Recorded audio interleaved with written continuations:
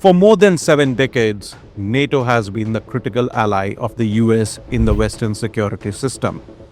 An attack on one member is treated as an attack on all.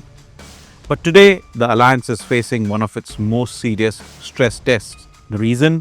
A widening war in West Asia and deep disagreement between the United States and its allies over how to handle Iran. So the big question now is NATO-US tango at a breaking point?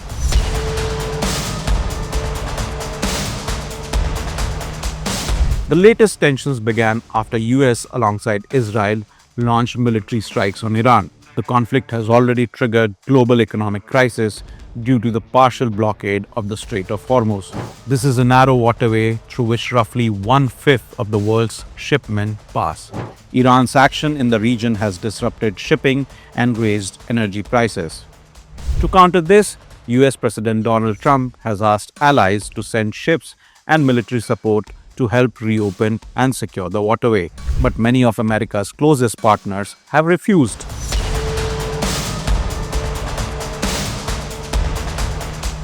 European leaders have been unusually blunt. Germany's defense minister said clearly that Europe did not start this war and should not be drawn into it. France has also ruled out joining any operation linked to the conflict. Britain, though, has allowed US forces to use some of its bases but stopped short of committing to combat operations. EU's top diplomat also stated that member states do not want to put their troops in harm's way for a war they were not consulted about. In short, Europe is willing to talk diplomacy but not join the battlefield.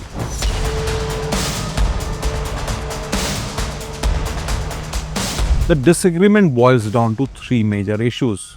First, many European governments believe that US and Israel launched the strikes without consulting them. Historically, major military campaigns like the Iraq War involved months of coalition building. This time, that process never happened. Second, NATO's role. The alliance is fundamentally a defensive organization.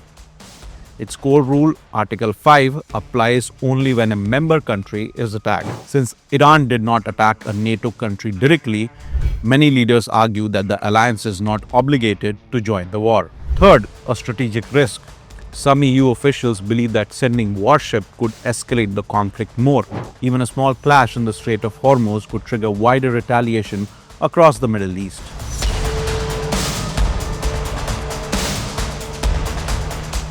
An unhappy Trump has reacted sharply to the refusal.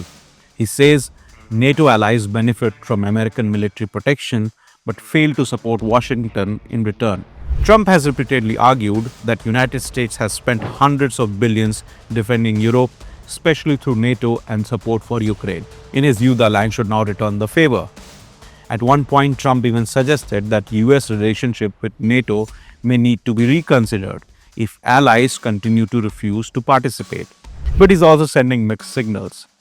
He maintains that Washington does not actually need NATO's help.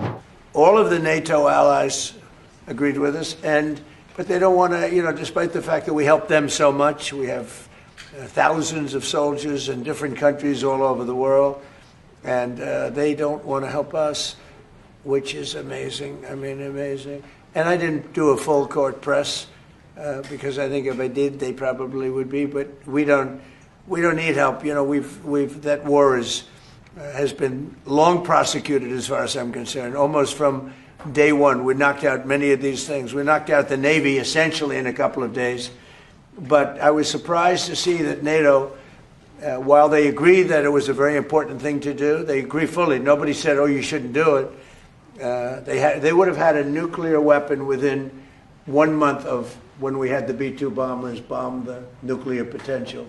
I call it the nuclear dust. So I think NATO's making a very foolish mistake. And I've long said that, I wonder whether or not NATO would ever be there for us. So this was a great test. At a time even when Asian partners like Japan and South Korea are averse to join hands in this crisis, NATO role could be hurting US more.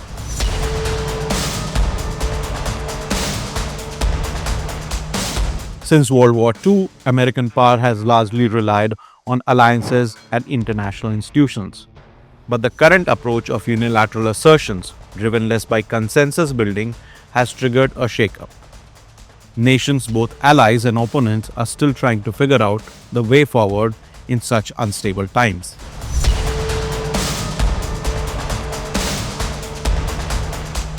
For NATO, the stakes are significant.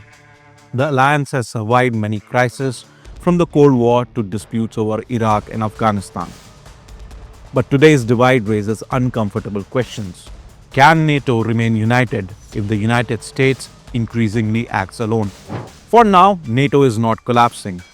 The alliance still binds together 30-plus countries with deep military and economic ties. But the dispute over Iran has exposed the fault lines. If NATO agrees to disagree with the US, readies itself to drift away, global security matrix is sure to change. This is Saurabh Kumar. Thanks for watching.